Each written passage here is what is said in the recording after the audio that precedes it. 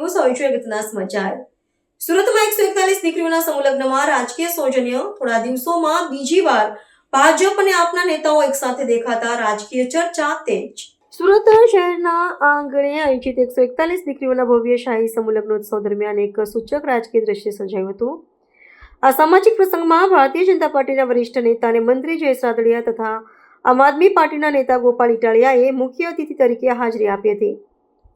પરસ્પર વિરોધી વિચારધારા ધરાવતા પક્ષના બંને પ્રભાવશાળી યુવા નેતાઓ એક જ મંચ પર સાથે જોવા મળતા ઉપસ્થિત જનમેદની અને રાજકીય વર્તુળોમાં ભારે કુતૂહલ સર્જાયું હતું।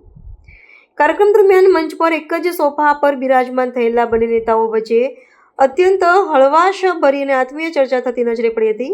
ભલે આ પ્રસંગ દીકરીઓના વિવાહનો સામાજિક અવસર હતો, પરંતુ જાહેરના જીવનમાં સક્રિય એવા આ બંને નેતાઓએ રાજકીય મતભેદો બાજુ પર મૂકીને એકબીજા સાથે જે રીતે સંવાદ સાધ્યો હતો તે ચર્ચાનો વિષય બન્યો છે।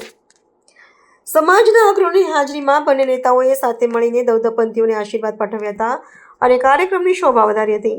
ઉલ્લેખનીય છે કે થોડા દિવસોમાં બંને નેતાઓ જાહેરમાં એકસાથે જોવા મળ્યા હોય તેવી આ બીજી ઘટના છે।